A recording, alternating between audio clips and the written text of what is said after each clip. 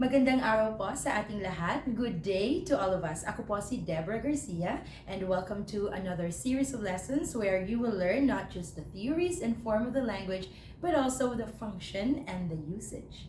But before you watch this video, please make sure that you've already watched the previous series with 18 lessons in it. I put the link of the first lesson in the description box below because in that series, I discussed all the major theories that would help you understand the Filipino language from the very basic to the advanced level.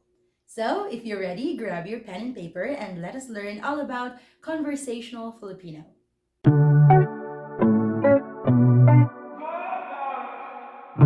For today's lesson, I prepared an invitation letter for a birthday party. We are going to check the details that are in there. I am going to provide the translation. However, since it is a written invitation, the translation would be in formal written Filipino as well. We don't do that in this lesson because we are just going to deal with conversational Filipino. So basically, we can't do written Filipino. That's too formal and the structure is different from spoken Filipino. So what we'll do after I translate the invitation letter in formal written Filipino, we are going to relay the message in conversational Filipino. So here you can see the exact comparison how a formal written Filipino sound compared to the spoken or conversational Filipino. So this is our invitation letter for a birthday party. It is in English. So I am going to read to you the exact translation of it in written or formal Filipino. Ito ay isang pagtitipon ng mga prinsesa. Dumalo, isuot ang inyong paboritong gown at ilagay ang inyong magandang tiara at tayo ay magsaya. Ika-4 na kaarawan ni Olivia. Sabado, ika-10 ng Nobyembre, ika-2 hanggang ika-4 ng hapon. The Royal Castle, 123 Main Street, Charlotte. Mag-RSVP kay Lisa sa 123-456-7891. Okay, so what we have here on the board is the exact translation of that invitation letter that I read to you earlier. So, in the first line, it says, ito ay isang pagtitipon ng mga prinsesa. In the Philippines, we don't really use pagtitipon. We say party. But since this is a written or it's a formal Filipino, because it's written, you need to use the exact translation of it. Pagtitipon, that's party. So, ito ay isang. This is a party of ang mga prinsesa. Prinsesa is princess. Now, second line, it says, dumalo, isuot ang inyong paboritong gown. Dumalo is come. Isuot is wear. Your favorite, paborito is favorite. Favorite gown. We don't have an exact translation of the word gown, so we keep it like that. Dumalo and isuot are imperative forms of these verbs. Dumalo, the root verb is dalo. Future, dadalo. Present, dumadalo. Past tense, dumalo. And imperative form is the same, dumalo. And then isuot is another imperative form. The root verb is suot, wear.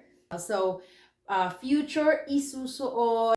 Present, sinusuot. Past tense, sinuot. And then imperative form, isuot. If you need to review the conjugation of the verbs, you can always visit the previous series where I discussed verb and in verbs. Okay?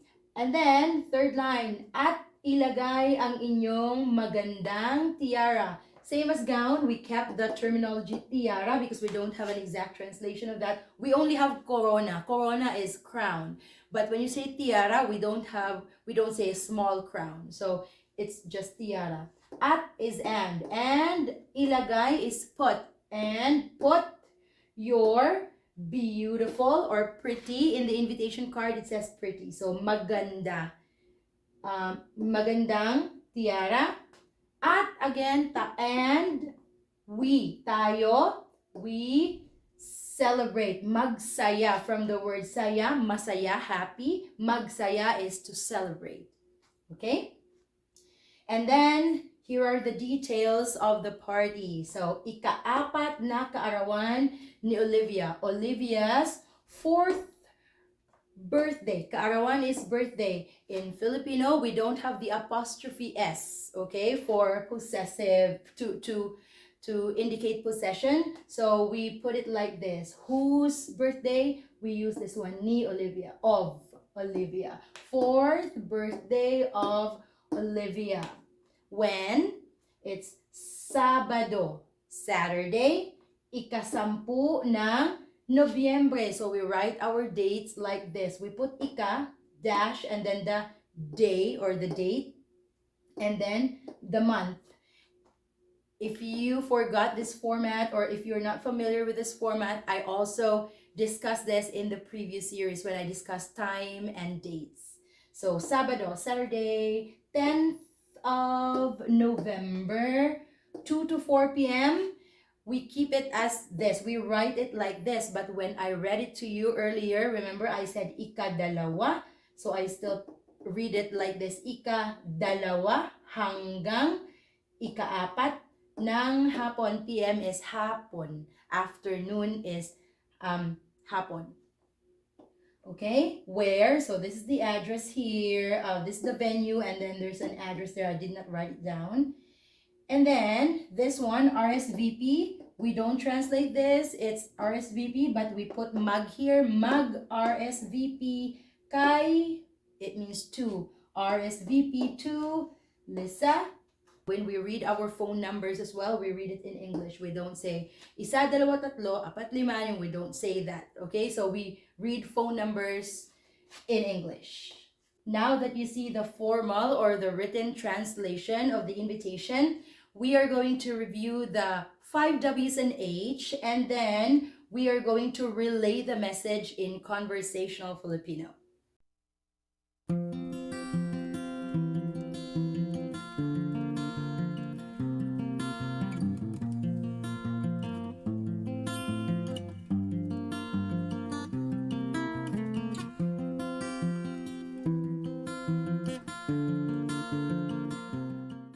Okay, so let's pretend that you got the invitation letter and your daughter or your sister is the one that's invited. How are you going to tell your kid or your little sister that she got invited? How will you relay the details of that invitation letter? So I have these 4 important things here: the sino, ano, saan, at kailan or kailan.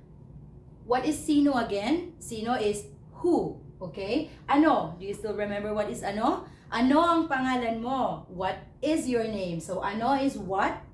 Saan is where.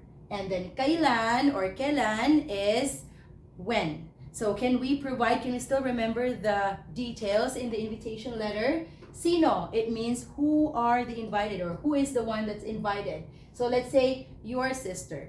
Okay? Ano? What is this all about?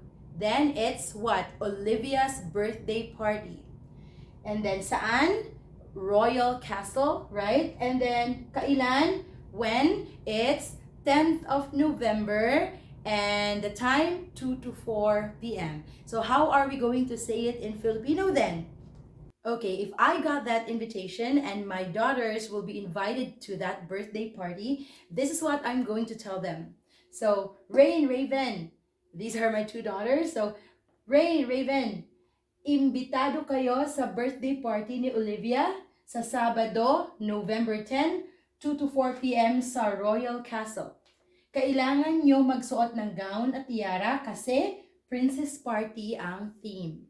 So if you can still recall how the translation sounded when I read it to you compared to when I read this conversational translation of that invitation letter, you can clearly see the difference. And this one I think is a bit concise. Maybe you would see that this one is simpler compared to the other one. So I mentioned the name, Rain Raven. Imbitado kayo. Imbitado is invited. Kayo is you, and it's plural. So you are invited. Remember, we don't do be verb. So no is, are, am, was, where. So this one is imbitado kayo. You invited. Rain Raven, you invited for or sa. We use sa, as I said, we use sa in different as a replacement to the different prepositions in English. So you are invited to a birthday party. We keep this in conversational Filipino. We keep birthday party. So we don't say pagtitipon or kasayahan. So we say party. And birthday, we don't say kaarawan. We say birthday. So birthday party ni birthday party of Olivia on, so sa again, on Saturday, Sabado, November 10. When you say, when it is conversational Filipino, we don't say ikasampu ng Nobyembre. No, that's just for the written version. This one is November 10. So we say it in English, our dates, November 10, 2 to 4 p.m. Or you say 2 to 4 ng hapon. Hapon or p.m., it's understandable. You don't have to translate that, 2 to 4 p.m. Or if your kids really speak Filipino, which is seldom, we say, o alas 2 hanggang alas 4 ng hapon. We say the Spanish term, not ikadalawa hanggang ikaapat ng hapon. We say the Spanish term, alas 2 hanggang alas 4 ng hapon. Sa, so for all the prepositions here, we use sa. Sa, at Royal Castle. Oh, this is a period here. So this is another instruction. Kailangan nyo. Again, kayo, nyo are the same. You need to. Kailangan is need or have. You have to. You have to wear. Magsuot. Suot is wear. Kailangan nyo magsuot ng, you have to wear gown and tiara. Kasi is because princess party, you know, princess party, ang is the theme, because the theme is princess party. So do you think we covered everything that's in the invitation when we relayed the message in conversational Filipino? Are these things can be found here? I think so. Today, I decided to give you a little exercise, so I prepared another invitation letter, a very short one, and it is in Filipino. What I want you to do is, I would like you to pick the important information there, just like what we did earlier.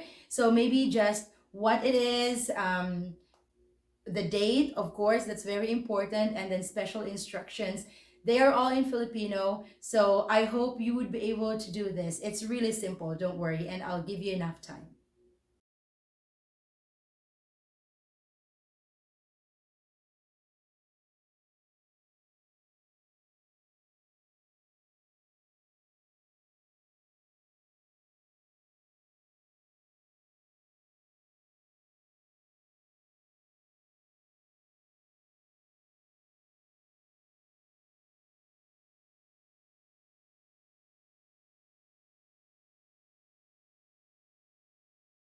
So, were you able to answer my short quiz? Let me know in the comments below. And also, if you have topics that you would want me to discuss, let me know. So maybe we would be able to discuss it in the next lessons.